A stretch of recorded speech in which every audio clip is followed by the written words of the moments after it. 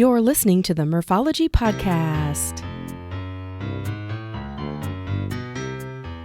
Thanks for tuning in to the Morphology Podcast. I'm your host, Kathy, aka Murph, and I'm here to share with you interviews about biking experiences from bicyclists who have pedaled to amazing places within the United States. Each week, we will get to know new people and explore great destinations to ride your bike. As you listen to these great adventures cyclists share, you may wonder, why haven't I done that yet? Well, on the show today, we have Michael Nelson. Hey, Michael. Hi, how you doing, Kat? Good. So we haven't actually met besides the few minutes that we talked before we started recording. But Michael, you're kind of a legend in the cycling world as far as speed and crazy events that you've been part of. So I'm really excited to have you on the show. Well, thank you. Very kind words. Yeah, I'm excited to talk about cycling as well. Awesome. Well, then you came to the right place because that's all we do here. Well, why don't we start out by giving me an idea or giving the listeners an idea of where you live and what bicycling is like there? Sure. I live in Austin, Texas with my wife, Jessica, two sons, Gus and Wells, who will be 5 and 3 years old in the end of February. We also share a home with Mabel, a 14-month-old Griffin, and Shaw, a 13-year-old tabby. Nice. So it's a busy household, Yeah. young kiddos. So that's played a lot into kind of my cycling routine, scheduling, and creativity. Mm-hmm. We're currently in the midst of a major renovation, living in a small apartment in Clarksville. Shortly after relocating to the family to Austin 18 months ago, I was a bit frustrated with my cycling. We were living in Rollingwood, a suburb of Austin, and the surrounding Westlake Hills area is not flat. To complicate matters, Austin was hit with an unusual amount of rainfall. Finally, I just did not know anybody. Yeah.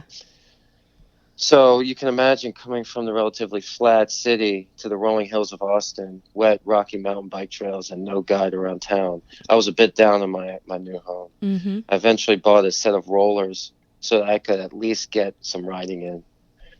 Rollers are great for building core strength, balance, and bike handling and focus. As time passed, the trails dried up and I learned more about the system. I also improved my handling so that now I can clear most of the sections on my hardtail. Mm-hmm. I also met some great people who share a passion for cycling, and they showed me around town. Cycling culture in Austin is very diverse, whether it be the terrain, style, and or purpose. But one thing is that it's challenging, and little wonder there are so many talented cyclists from here. Yeah. Fast forward, I'm biking more than at any point in my life, and I'm stronger and saving gas all along. So it's just overall, it's just been a great transition from New York City, where I really, I think, adopted or grappled onto cycling as a way to keep my mind, body, and soul kind of at peace. And moving to Austin, it was a bit disruptive, but it took some time. And once I became more exposed to it, there's so much more to be offered here from a cycling perspective than anywhere else I've been. So yeah, I'm super happy about it. It definitely sounds like you have it figured out. And on a side note, my brother lives in Austin, so I've been there quite a few times. But I don't think I could find a flat area if I don't even know how. So I can imagine the volume of hills that you use on a daily basis. It's crazy. On the typical ride, I think a big ride you can gauge by elevation, and it's not hard, whether it be a short ride or a long ride, to achieve 100 feet of elevation gain per mile. Oh my gosh. So yeah, I would do twice what I'm seeing people even in the woodlands in Houston are doing, and they may achieve 100 feet, 300 feet of elevation. And my ride home tonight, I can very easily over 20 miles do 2,000 feet of elevation. Oh my God. And it's very steep. Some of it could be even double digit percent incline. Yeah. So it's very punchy, short, intense climbs, and it's great training for anywhere else. It made Colorado seem easy. Well, and it brings me to a race that I know I want to talk about in a second called the Das Hugel, which Yeah. I did look it up, and in German that does mean the hill. So, but before I get into that, um, do you have any places in your area, in the Austin area, that you say, oh my gosh, you've got to come and ride here? Yeah, there's a town called Fredericksburg. It's not in Austin, but it's just about an hour's drive, Mm-hmm. which from the Midwest, is not that too bad, especially if you want to get away from the hustle and bustle and the car traffic, which kind of dominates downtown. And in Fredericksburg, there's just an amazing kind of hill country, farm roads. You're going over the cattle roads, Oh, nice. amazing vistas, and it's also the location for a lot of Texas vineyards. So you get to ride along that. It's very similar to like a Napa or Mm-hmm. even like an East Hampton kind of environment. You have these open fields, and there's a lot of great antique shopping there too. So for those who want to split the time between a bike ride and maybe some more cultural activities or Mm-hmm. some great wine tasting, you can do it all within like a single day trip. It's pretty amazing.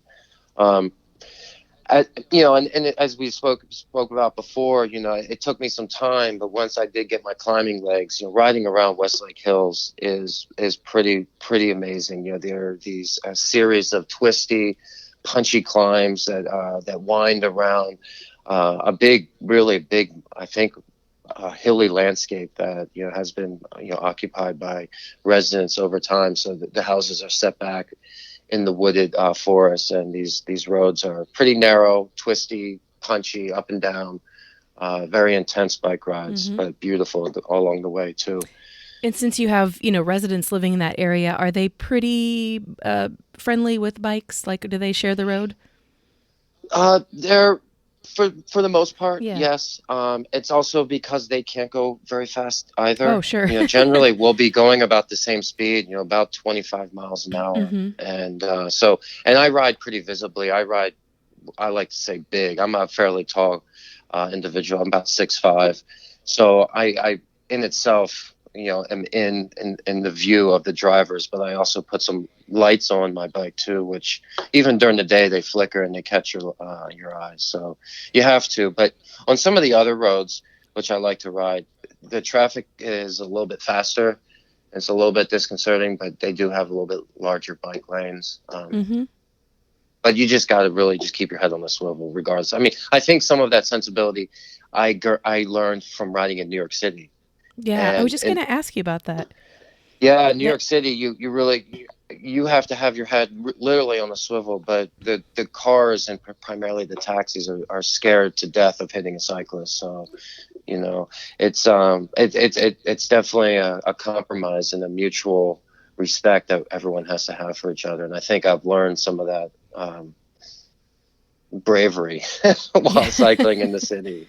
Maybe too much so. Yeah. Well, and you said that you lived in New York or you came from New York. Are you Hmm. talking like suburbs, or are you talking like, hardcore 8 lanes of traffic and you weaving in and out with your single speed messenger bike? Yeah, that's exactly right. I moved to New York City in the summer of 2000 and went to Columbia University to study graduate school in architecture and real estate. And while I was there, I had a lot of friends, but I also had some downtime, and it was a great way to learn the city and where things were located in Manhattan. So I did actually have a fixed gear You track did. bike that I put brakes on. Yeah. Yeah, so I could brake in traffic, and I would ride up and down 8th Avenue, Broadway, downtown, uptown. I'd go across the bridges to Brooklyn, but I was really limited in terms of my geography because it was a fixed gear, and after a while, your legs get pretty worn out. Um, but it definitely was a big part of my life. During the downturn, I begged my mom and my wife to let me buy a proper road bike, and shortly thereafter, I was invited to join a club team that raced in New York and around. And from 2011 on, it was really a huge part of my life in New York City. Nice, nice. Well, so speaking of getting onto a race team, as far as, New York, obviously you're in Austin now, so you are living in Texas. Again, a reference back to my brother. He told me that he's told me several times that there's this bike race called Das Hugel, and his street that he lives on is one of the hills that the cyclists go on.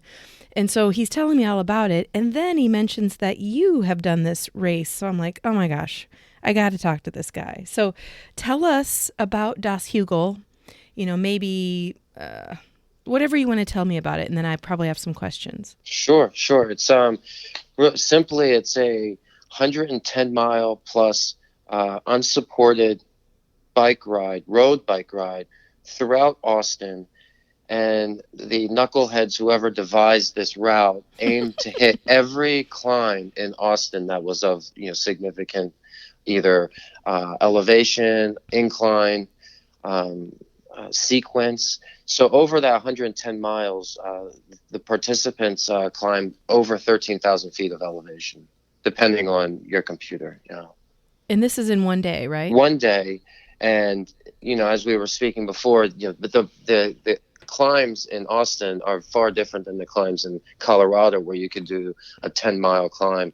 Here, there's very few climbs that exceed half a mile, but you can climb 400 feet in that half mile. So there was a climb in the middle of the race that might approach 20% incline. Oh my gosh. And it's leg burning, excruciating experience, but it's very short, poppy, intense moments. And I think over the race or the ride 110 miles, there may be 27 primary climbs. So it's an up and down event. Yeah.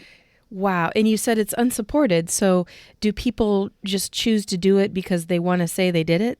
Yeah. Yeah. There's a Facebook page, and about October every year, they confirm for the people who wish it would go away that yes, it's coming back. It's got a huge following. I've spoken with people as far away from Houston who drive up for it, and maybe even Colorado. So it's a well-known ride. There's been some local pros that will do it in the past, and I think once you do it, November passes, January comes, and you kind of forget that pain, and you start thinking about it next year. It's unsupported, it's unsanctioned, so they don't close the roads off. But there are neighborhoods where they'll come out and provide food and some snacks for the riders. Because like Mike said, I think it's kind of something that unifies different parts of Austin. Oh, for sure, yeah. So have you done it more than once? I did. This past November 2019 was my second time. So I'm already indoctrinated. It was a great event for me personally. I compared to last year, I finished the race in a little over an hour shorter time. Wow. My mile per hour was 2 miles per hour faster than last year's, and the overall elapsed time was almost 2 hours shorter. Wow. Yeah. So I think it had a lot to do with how I trained leading up to it, how I've been riding to work, most days of the week now. So I'm fitting in riding at high intensity on my way to work rather than trying to carve that out with family time. And so this year I've definitely felt an improvement in fitness and also just experience and familiarity with the terrain. Sure. It makes a big difference. So I finished with, like the top 3 or 4 people. I mean, it's not a race, but just a relative gauge. That's pretty impressive. I mean, we're talking, the amount of elevation and, not very many people can say they've mastered Das Hugel ride, and here you are in the top 3. It was fun. I look forward to next year, and I think it's just kind of a confirmation of the outcome of consistent proper training and eating healthy and being focused and having a positive outlook. Sure. And it's just like you mentioned, any really intense athletic event where you probably finished it and you're like, nope, never again. I am never, ever, ever doing that. And then I bet you a month later you're like, maybe I don't. Remember that time? It wasn't that bad, was it? And now here you are in January going, oh, I can't wait. can't wait. You know? Wow. Well, another event that I'm kind of familiar with because I'm going to be a spectator this year is Leadville. And Oh, assuming cool. that you have been part of that as well, right? Yes, yes, that's probably my crown jewel. That was a kick the bucket moment. Um, hopefully I'll be able to go back again this year. That's a big goal of mine for 2020. The main thing I know about Leadville is that it's located in That's Colorado right. and that you have to qualify to participate. But beyond that, I don't really know. So can you kind of give us an idea of what Leadville is all about? Sure. So this one, by comparison to Das Hugel, is a mountain bike race. This is a race. It's a marathon or an ultra endurance event. It covers 100 miles, or 104 to be exact. As you said, starts and ends in Leadville, Colorado, which is about 10,000 feet above sea level. And the deal here is you're also doing a significant amount of climbing. It's about 11,000 feet over the course of 104 miles, but it's all done at above Oh 10,000 man. feet Yeah. elevation. So it takes a toll on your lungs. I remember we start at maybe 6 o'clock, and you're bundled up. It's maybe 35 degrees and it's dark, and about 30 miles in, you get to the first checkpoint where a lot of family members meet, and you just strip off all of that stuff because the Sure. sun's blazing. You're working now, and you ride off, and at the turnaround at the top of I think it's Columbine, it's snow up there. So that's like that's like a 3,000-foot climb that takes, miles and miles and miles, 10 miles or so. And then there's snow up there, and then coming back, the time I did it in 2014, there was hail, like mile 80. So you get to see all the four seasons. You get to see beautiful landscape. You get to, Sure. question your rationale and why you would ever do something like this. But it's an amazing community out there. They started the race to revitalize that economy. Everyone gets behind it. Like the New York City Marathon or some of the other popular races, it's very crowded. I think they have about 1,500 entrants, these days. Mm. So that's where the qualifying, not only to get into the race, the qualifying also helps you with your corral and your start time. And with something like this, with so many riders of varying degrees of ability, the closer to the front you are, the better. And so that's sort of where I found myself when I did it in 2014. Mm-hmm. And describe the terrain because you said it was mountain bike. So is it like a single track or like what's the quality of the roads? Sure, it varies. It starts in downtown, so there's some tarmac to kind of get things situated, and then there's a big rush to get to the first single track, which leads to the first climb. And if you're not kind of up in the front at that point, you'll end up having to hike your bike and losing time Ah, in places. So it's a real frenetic race to that single track and that hill. And then after that, it varies. There are, single track, there's double track, the Jeep roads, then there's some tarmac and some crush and run. And, the climb up Columbine is real loose rock that, mm-hmm. at some points you need to hike. It's not, 100% single track. So it's, there's a lot of different strategies that can be used Mm-hmm. in this race as compared to other mountain bike races, including drafting. I saw one guy who won it when I did it. He was wearing road pedals and road shoes because he was able to get a more firm Mm. push on his pedals because he was never going to get off because it wasn't as technical as something where you may have to hike if you're Mm-hmm. that far up. So it varies, and so you have to think about that in terms of your setup and your strategies because it can be wide open and windy, and if you're by yourself, it's a lot worse than being with a few people and sharing a draft. Sure, sure. And you mentioned that this is you have to qualify, or I think I Hmm. mentioned it as well. So are there other events throughout the year that get you to the point? Like, do you have to, do 5 other events, or is it one, or how does that work? That's right. The Leadfield series sponsors, I believe there were 4 when I did it, maybe 5 now around the country. There's one here in Austin. There's one in the Northeast. There's one in the Midwest, and maybe out in California to help to gather awareness, but also to provide people with the ability to qualify without having to travel crazy distances. Just getting to Colorado in August is a feat in itself. So when I was looking to do this in 2014, I saw that there was the race in Austin. It was scheduled in March. So right after, during our awesome winters in the Northeast. Regardless, I thought I could do it. So I trained as much as I could, in the snow and on the road, and came down here in March, and everyone's got their tans, and you're wearing shorts, and been out mountain biking all year round. Yeah. And so I got absolutely whooped. I got whooped. I was not prepared. I didn't know that there was a neutral station handing out food, beverage. I bonked. It was a really, I think, poor organization on my part, but in the end, it was also a blessing in disguise, because I learned a lot of valuable lessons about endurance racing. So I, packed up my stuff, licked my wounds, and went back to the Northeast and decided I was going to do the next qualifier in Whiteface, up in the Adirondacks, where Lake Placid is in the Olympics. Oh, sure. Yeah, so it's a beautiful country up there, much different race, way more hilly. But I actually, because of the time I had put in, the weather had changed. It was easier to train. I was able to qualify. These qualifiers are 60 miles, so they're not the full 100. They don't want to beat you down too soon. And so I was able to qualify on my 1995 Ibis Alibi aluminum frame.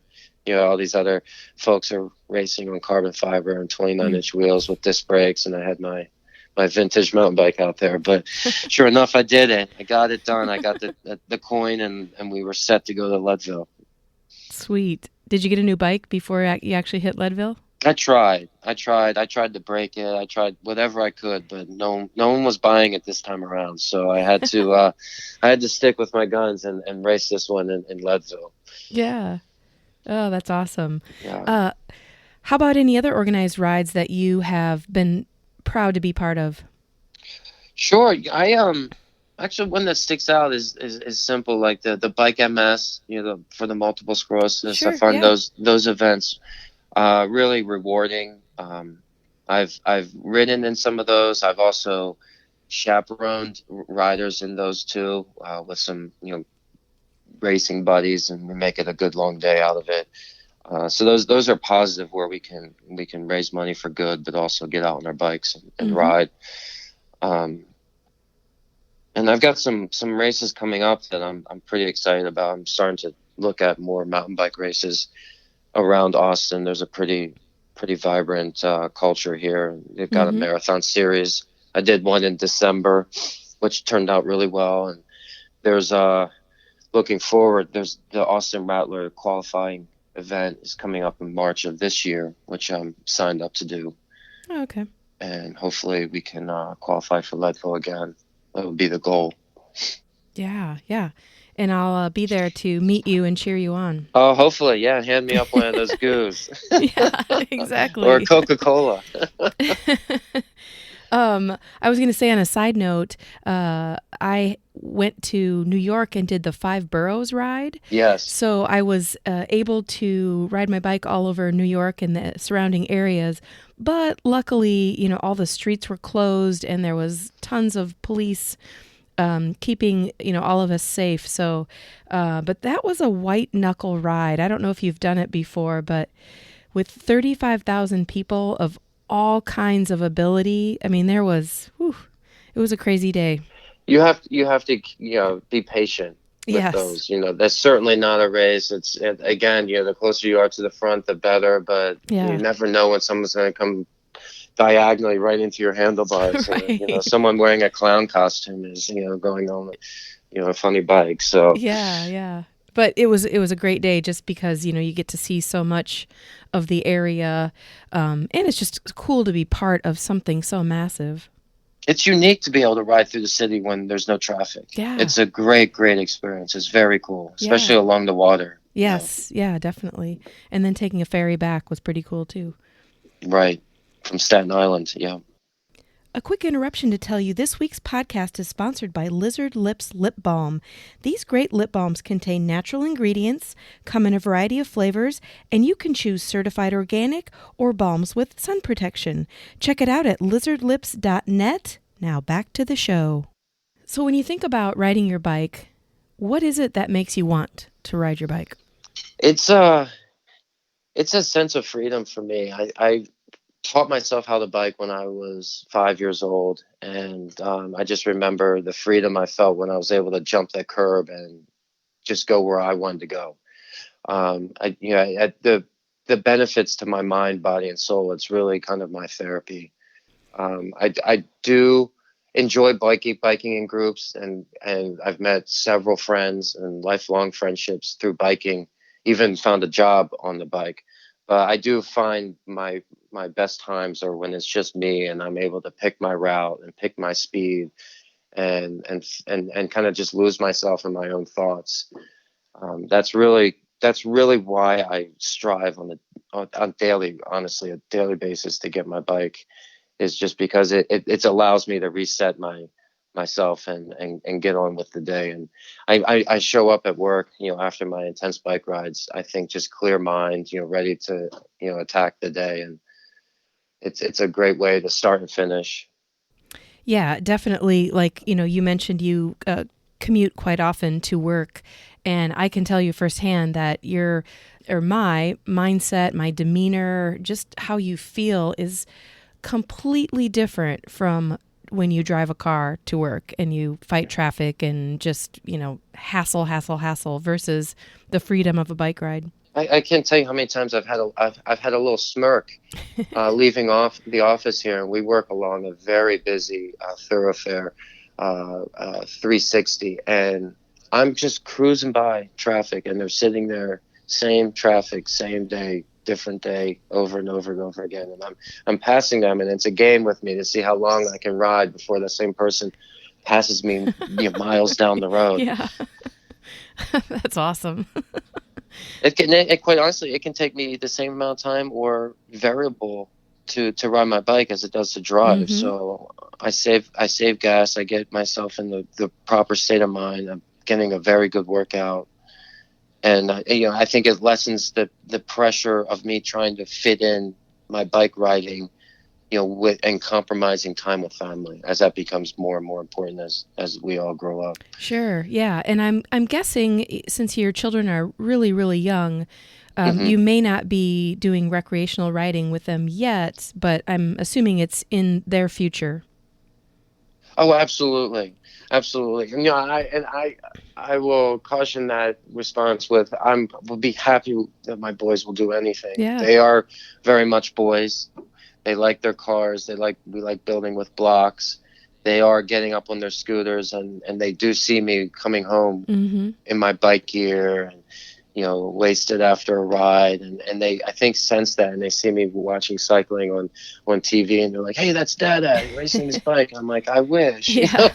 But, they definitely see the importance it has in my life. Yeah. And I think, they do both have bikes, and we got the helmets, and, in our old neighborhood, it wasn't very flat and conducive to that. But in our new neighborhood, it's going to be flat. And I look forward to, helping them and get exposure to cycling and seeing if that's something that they would like to do. Yeah, that's awesome. Form some bike gangs in the new neighborhood. Yeah, there you go. Looking forward to that. But yeah, that's funny. When people ask me about recreational riding, I kind of snicker. I don't even own a bike lock. Oh. My bikes don't see the light of day unless I'm riding them. Right, you're on them. Yeah. Yeah. But Jess, my wife, she actually just got me one of those bike trailers. So I was like, how am I going to fit that on my bike? Where does that thing go? Oh, that's awesome. So I might have to get a new bike. Yeah, well, and that was actually my next question is, as intense of a cyclist as you are, I'm assuming that you have more than one bike, but do you? I do. Yeah. I do. And my wife asks why they're always in the bike shop. And so it's, it's part of riding your bike a lot is, things wear down, or, they may break on a mountain bike ride. Yep. but I have an active lineup that includes my Lightspeed L1R, which is Nice. a carbon fiber road bike Mm-hmm. that I built up in 2014, and have been riding and changing out wheels and drivetrains. I love that's my daily. Mm. And then I have my new mountain bike. I got a new mountain bike in 2016, 17. It's a Scott scale, so it's a pretty lightweight Mm-hmm. hardtail, which isn't so great for the Barton Springs green belt around here, but it is pretty fast and fun to ride. Mm-hmm. So, and then I have two retired bikes that for some reason I just want to keep and maybe someday hang them up. I got this really cool Ibis Alibi that I raced Leadville, and then my old Specialized Tarmac that I used to race. Then I broke the frame and had fixed, and Oh, wow. so they just mean something special. But they're Yeah. just collecting dust now. Yeah. Yeah. It actually came up in the last interview I did for the podcast. This woman was, talking about, lowering down the volume of bikes she has. And we talked about how emotional that is, and that you're just You're like, right. there's one time I rode that bike and I just, I remembered it and I don't want it to go away. Right. And they're not worth to someone else what they're worth to you, and it's Yeah. really that intrinsic value. Yeah. Yeah. As long as you have the space for it. Right. Yeah. Yeah. Well, and if you don't, you make the space, I guess. But That's right. Yes, you build garages. yeah. Well, if you, we talked about Das Hugel, which is in your area where you live now, and of course Leadville's in Colorado. But Sure. have you been outside of those areas and done any bike rides, or, whether it's on your own or part of an organized ride? Sure. One spot that always sticks out is a place called Lynchburg in Virginia, Hmm. and it's kind of in the Appalachian Mountains. It's along kind of the western part of the state, and I was living in Western Maryland at the time and working at a bike shop, and these guys who I think it's Randolph-Macon is the university down there, and they took me down there, and it's just a wonderful cycling community. Very small town, but they have wonderful mountains, wonderful trails. Hmm. And I always think back to that kind of time when I need a little piece of humble pie, and the fact that there's a big world out there, and there's a lot of really good bikers and a lot of fast people, and and that was a humbling experience riding there and seeing how these guys and gals can ride up and down mountains. Oh, yeah. It's just a beautiful place, but that's really where I learned, to be humble, and there's always someone faster out there. Sure. and then ironically, we had a beach house out in East Hampton, in the end of Long Island, and I was able to find this really cool trail system about 3/4 of a mile away from me. And I would, sneak off on the weekends when we were out there and go do, 1-2 hour mountain bike rides, and just wouldn't see anybody. Oh. It was just so peaceful. Yeah. How cool And is that? in these really dense woods, and you just see deer and turkeys and turtles, and it was just really calming. And especially in that city environment, where there's just people on top of people, just to be able to find that kind of little quiet space Yeah. was really, really rewarding. Talk about a mental reset. You got it That's there. right. Yeah. Cool. Well, I never asked you when we were talking about some of the races and rides you've done, but have you ever had any pretty intense mishaps that, maybe changed the course of your day? Yeah, I think the one that really changed that kind of the course of my cycling trajectory was this race I did in 2013 in Queens, New York. It was a little paperclip course, and real tight, real intense racing, and I got a little aggressive and started pedaling out of a turn and hit the pedal into the tarmac pretty quickly, and basically went from like 25, 30 miles an hour to zero. Landed on my head and landed on my frame and broke my frame, but I had a concussion. I had very bad road rash. And that really kind of, because I hit my head, I think that really kind of changed my outlook on road racing in particular. It's a pretty intense and sometimes dangerous activity that especially with kids on the way, I decided to kind of transition, and that's where I started to focus on the Leadville and going back to my roots and mountain biking. So that was really, something that, fundamentally changed my cycling. Sure. But like I said, with the Austin Rattler, and just every time I do these longer races, it's just an opportunity to learn something.